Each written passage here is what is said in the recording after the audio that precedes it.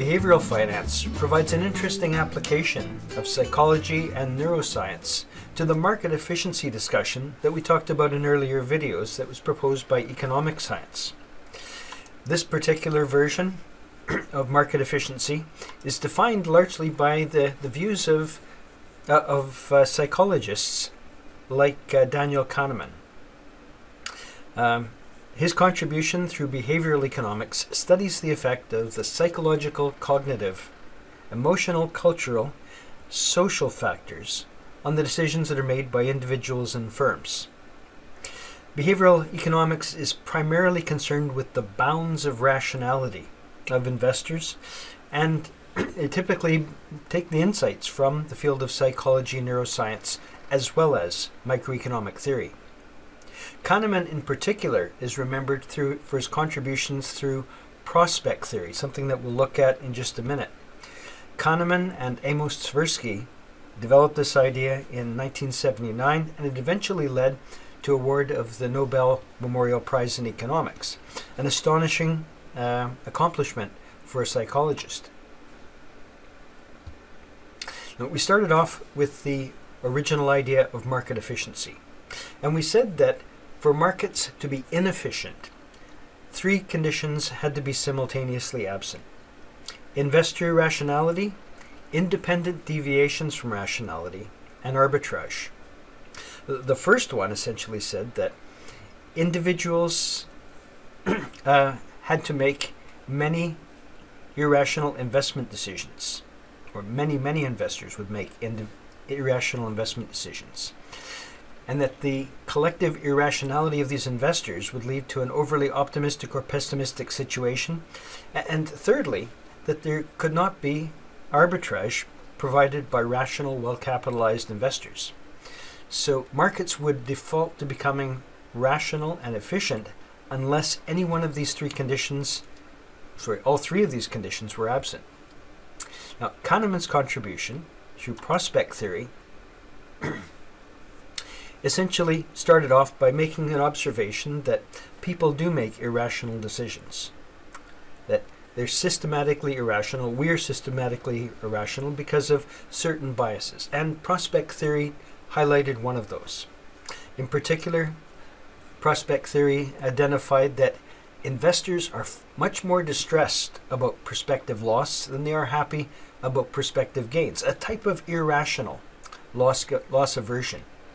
They found that a typical investor considers the pain of a $1 loss to be about twice as great as the pleasure received from a $1 gain. They also found that investors responded in different ways to identical situation, an inconsistency that is described as a framing problem. The difference depends on whether the situation is presented in terms of loss or gain. We'll come back to that particular example in just a minute. They also identified that people focus much more on the change in wealth rather than level of wealth. This particular diagram found on the internet compares utility and gain or loss. On the vertical we have utility gain and utility loss, and on the horizontal we have dollar gain and dollar loss. And we can see here that a dollar gain or a dollar loss are treated very differently in terms of utility. We have perhaps a 1 unit increase for a $1 increase in gain, so we're happy when we receive additional wealth, but we're much more bothered, we're twice as bothered to have a $1 loss. And that creates an asymmetry and an inconsistency, which is of course consistent, the hallmark of human behavior. Prospect theory is one interesting example, and there are several other examples that we'll be talking about today. We have different types of biases that we recognize in human behavior, those that can be corrected and recognized, and those that probably can't. Of the two different classes or types of biases, cognitive errors, things like the sunk cost fallacy, which you probably remember from other courses, is something that we can recognize and adjust for. We recognize that we have a tendency to fail to recognize when we are treating a situation inconsistently because of sunk cost. We also have other types of cognitive biases like loss aversion, endowment effects, familiarity. Belief biases, or belief persistence, is the inability of people to change their own belief even upon receiving new information or facts that contradict or refute that belief. And the tendency to hold their beliefs even when they shouldn't. And these are, of course, because they're outside of our control, things that we can't really control for. Information processing biases occur when people process information irrationally or illogically. Things like anchoring. And we'll come back to those examples a little bit later on as well.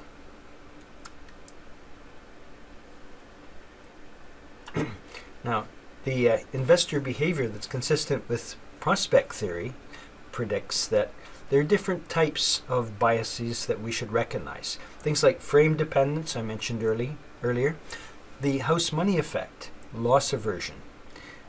And there may be, or there are definitely other judgment errors that are also consistent with the theory of, or predictions of prospect theory.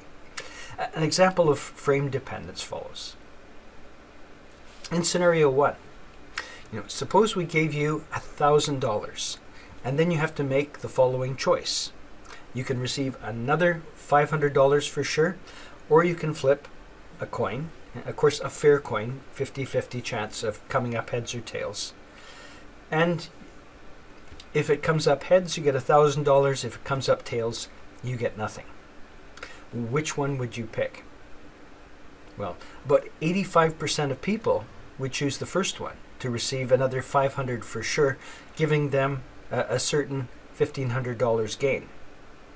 Scenario 2 says, suppose we give you $2,000 and then you have the following choice to make.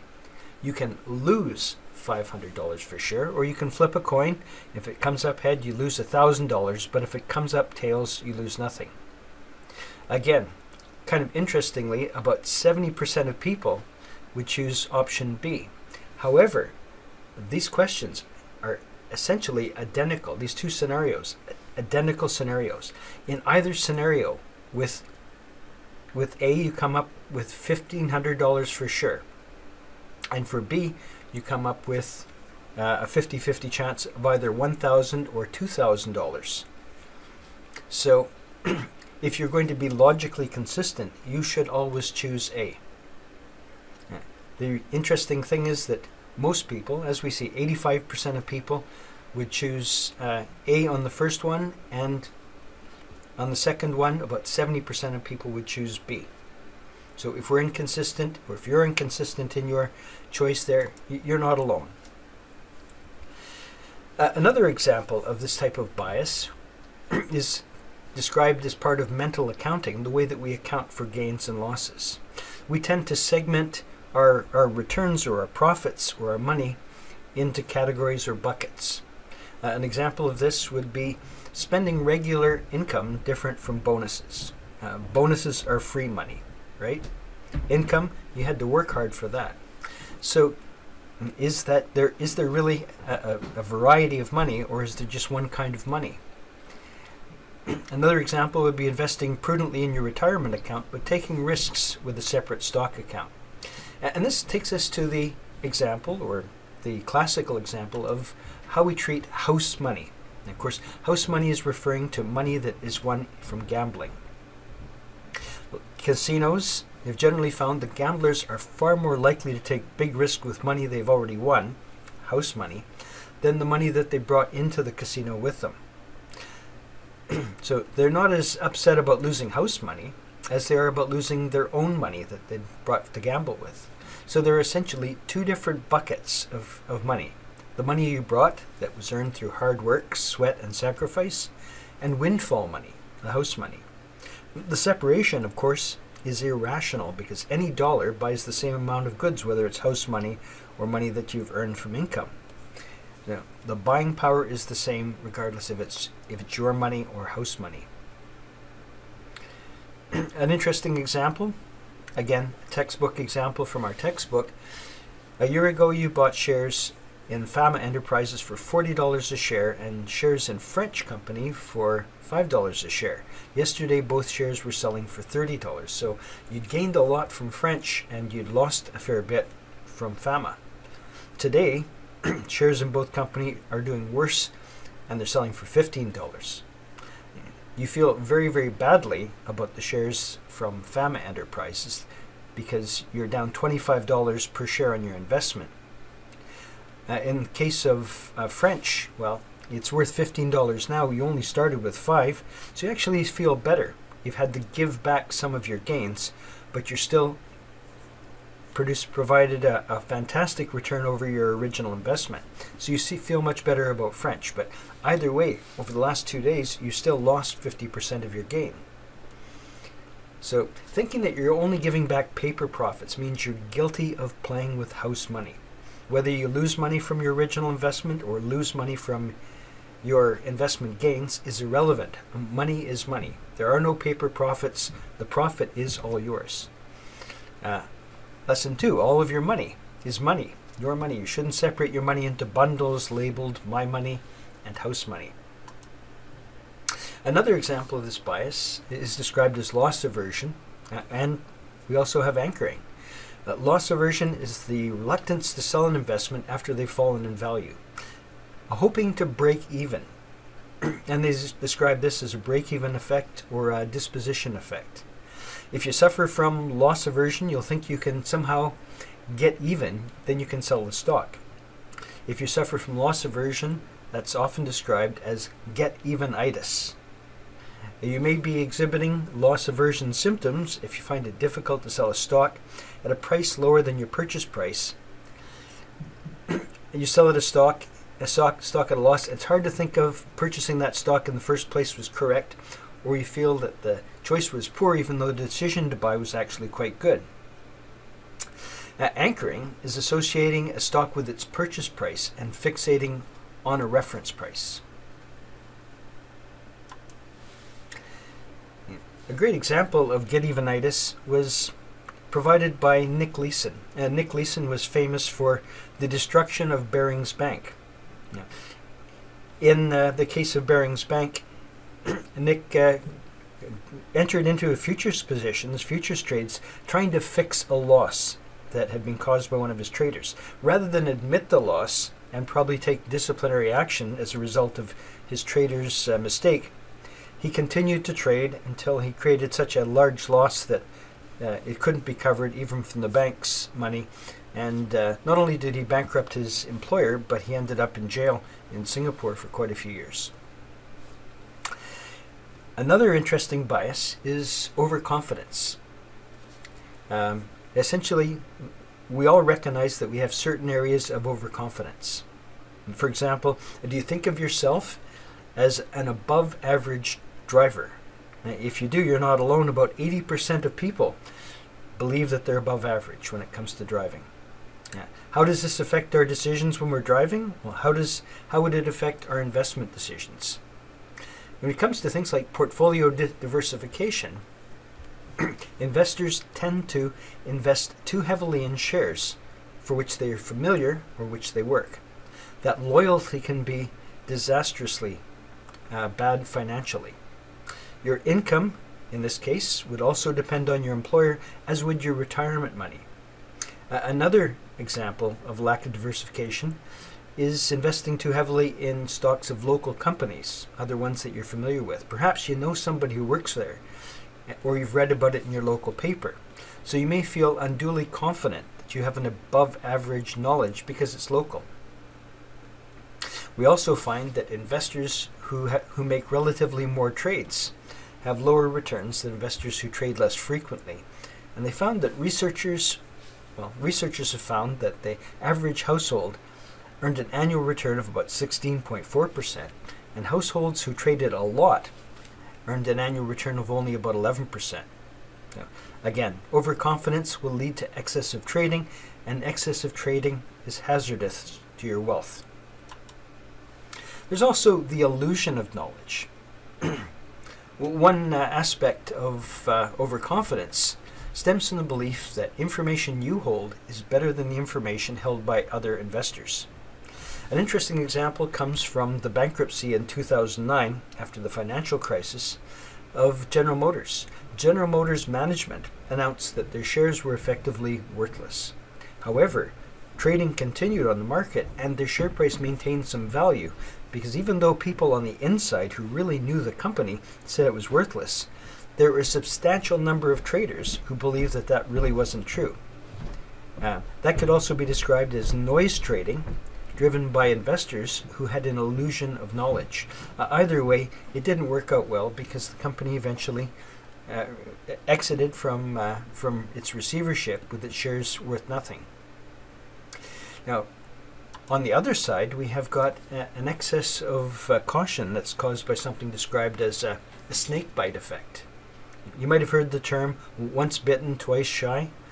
Well, snake bite effect refers to an unwillingness of investors to take a risk following another loss.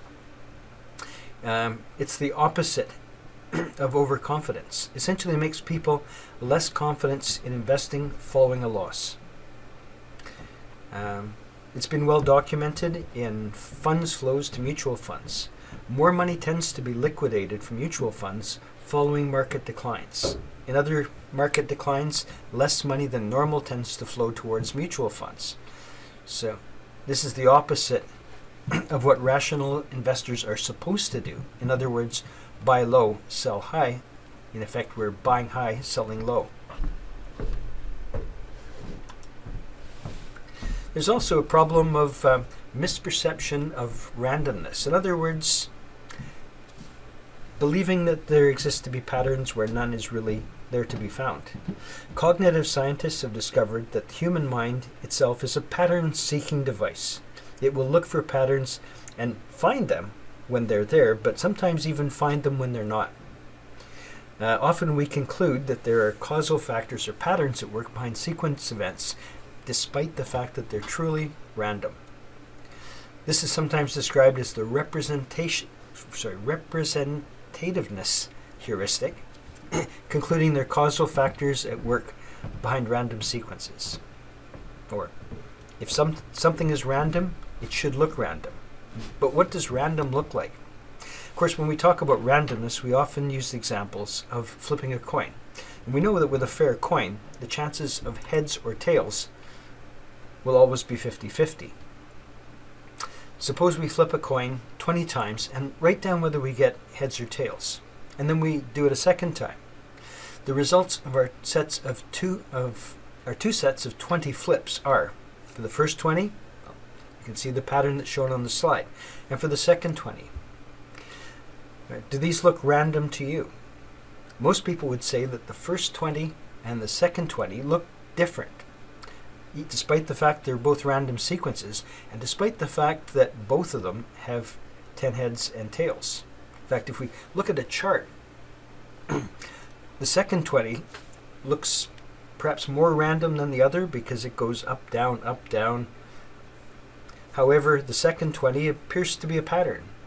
People would say that the first 20 has got a particular pattern that looks like it rises to a mountain. It's got a couple of valleys beside it. And there appears to be a symmetry, when effectively there isn't, because we know it was a flip of a coin with fair coins, and at every data point on that chart there was an equal chance of an up or a down. So that type of misrepresentation of randomness is another typical fallacy. Another one that we have is called the hot hand fallacy. The idea that if we look at a certain amount of behavior, that if somebody's having a streak, that streak will continue. We hear about this in sports all the time. We have another sports analogy for you here as well. Suppose we look at a recent shooting by two basketball players, LeBron and Shaquille. Both these players make half their shots. They have a 50-50 shooting average. LeBron has just made 2 shots in a row. Shaquille has just missed 2 shots in a row. Researchers found that if they asked basketball fans which player had a better chance of making the next shot, 91 out of 100 would say LeBron. And they think this because LeBron has a hot hand. researchers found the hot hand is truly an illusion. Players don't deviate very much from their long-run averages, but fans, players, announcers, and coaches all believe that they do. A detailed analysis of this data says that statistically speaking, all shooting percentages in the table would be the same. Basketball players, it is true that basketball players shoot in streaks, but these streaks are within the bounds of their long-run average. And we can see this from this chart again from our textbook. We see that the shooting percentages on the next shot, based on a history of previous attempts, are given here. Having made 3 in a row, the chances are actually less than 50-50 that the next shot will be a positive one. Made 2 in a row, we have a 50-50 chance. Made 1, 51% chance. In all of these cases, we see that this data series appears to be mean reverting. This is sometimes described as a clustering illusion.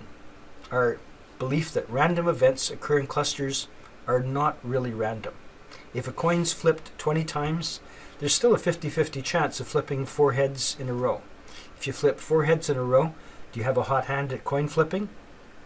With mutual funds, we say that every year funds that have had an exceptionally good performance receive large inflows of money.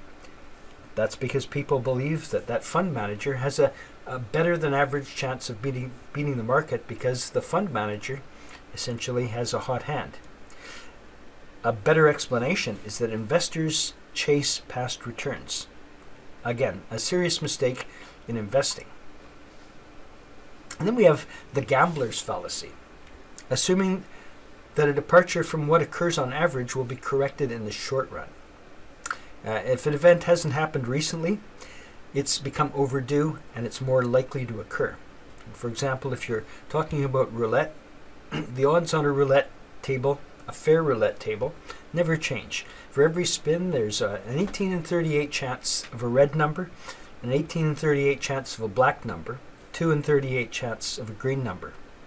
You suffer from gambler's fallacy if you think that it's more likely for a black number to hit after a series of red numbers have hit.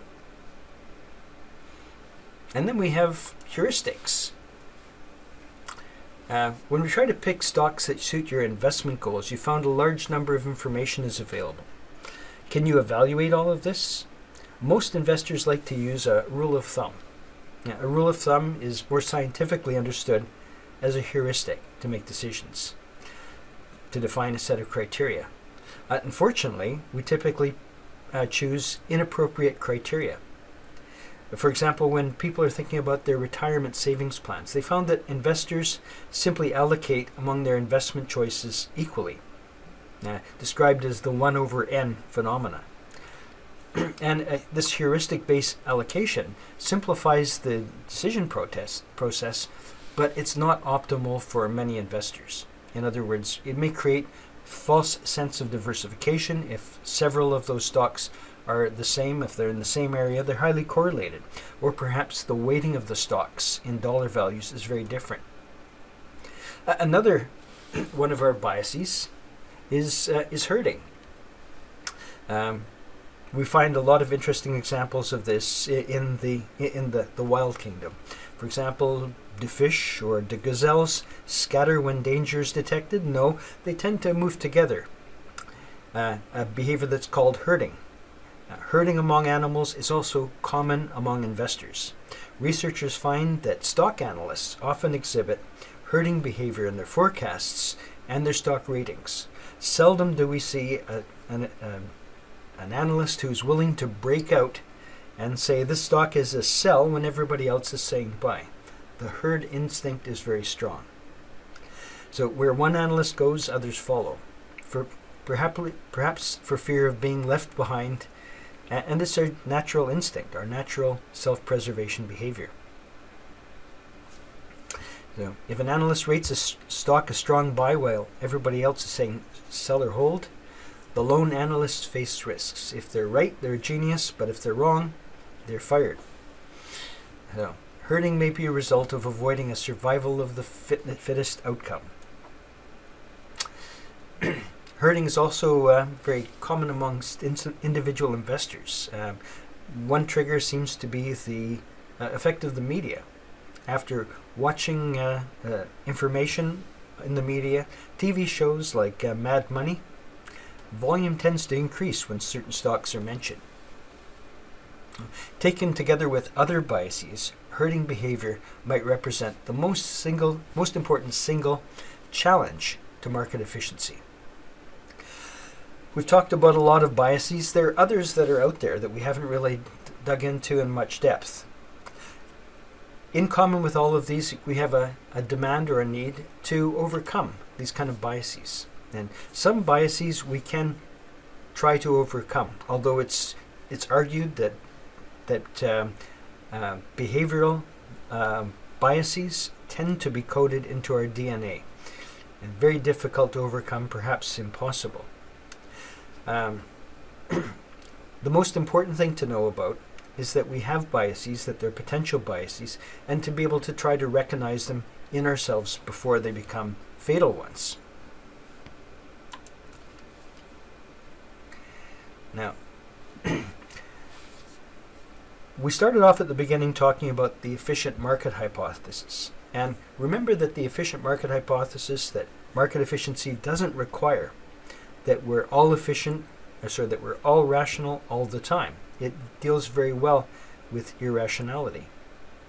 All that it requires is there are at least some smart and well-financed investors to provide that arbitrage, that they're willing and able to buy and sell to take advantage of mispricing in the market. And that's what keeps markets efficient in the long term. That arbitrage opportunity or arbitrage efficiency may not always exist. Under some circumstances, it may not be possible for arbitrageurs to work effectively. There are certain limits, 3 of them in particular that we'll discuss right now. But one of them is a firm-specific risk. Firm-specific risks come with the risk of information insufficiency. If you perhaps believe that a company, say General Motors stock price is too low, you buy, but then some unanticipated and unknowable bad news drives the price lower, then that good intention doesn't actually get turned into a high return. Another is the possible cost of trading in a market that's noisy, that's got a lot of bad information. A noise trader is defined as someone whose trades are not based on information or financially meaningful analysis. And often, in some cases, noise traders may act together, causing permanent or persistent mispricing. And this noise trader risk is important because the worsening of mispricing could force the arbitrager to liquidate early and maintain and sustain very serious losses. We have seen evidence of this, or recent evidence of this, with the Robinhood trader phenomena, where we've got a lot of small investors basing their trading information on discussions on Reddit bulletin boards, essentially causing well-financed and generally effective arbitrageurs to lose a significant amount of money. The third reason why we may not be able to maintain perfect arbitrage, implementation costs. They can include things like large bid-ask spreads on thinly traded stocks, high commissions, margin interest. It may also be that they cannot trade as effectively as they'd like to because they're restrained because of the nature of their portfolios. Pension funds may not enter into certain types of short positions. Other types of regulated investors may not be able to use short sale possibilities. So things like that may also limit the arbitrage opportunity. There's an interesting example of this that we see from Royal Dutch Shell.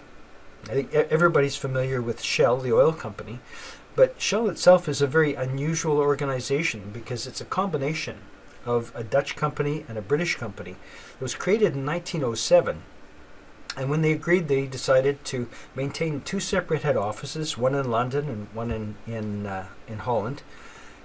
and to split the profits on a 60-40 basis. So essentially, they ended up with two companies, and the returns would be on an annual basis divided according to this formula. And that approach, that company description called a Dutch split, I think they share it with Unilever and a couple of other companies, essentially still exists today, where you end up with twin companies on either side of the English Channel. So the stock prices of the two companies should maintain their same value on that 60-40 ratio. And if it isn't exactly following that ratio, then there would be an arbitrage opportunity. If markets are efficient, then whenever that 60-40 share price difference varied at all, perhaps temporarily because of foreign exchange or information, then arbitrageurs would come in and they would buy shares using profits from shorting the other stock. We see that when we take a look at the pattern over time, that not only are there temporary differences from that perfect 60-40 split, and that line, the zero deviation line, represents the point at which we have exactly a 60-40 split. You can see that there are significant deviations, and deviations which may persist over a period of years. So, definitely in this case, even though we do have nearly perfect information about the value of the two companies, the arbitrage opportunity, the arbitrage activity doesn't work perfectly, at least not all the time. So the few last words about behavioral finance. Market efficiency requires that none of the following three things exist: investor rationality, independent deviation from rationality, or arbitrage possibility. If any one of those three things exists, then markets must be efficient. We say that there are a number of persistent errors that we can observe, cognitive errors that are very hard to fix in the short term, things like the sunk cost assumption, but we can fix those. Behavioral biases, which some would argue are coded into our DNA, things like frame dependence, house money effect, loss aversion, overconfidence, illusion of knowledge, the snake bite effect, randomness, heuristics, hot hand fallacy, gambler's fallacy, and herding.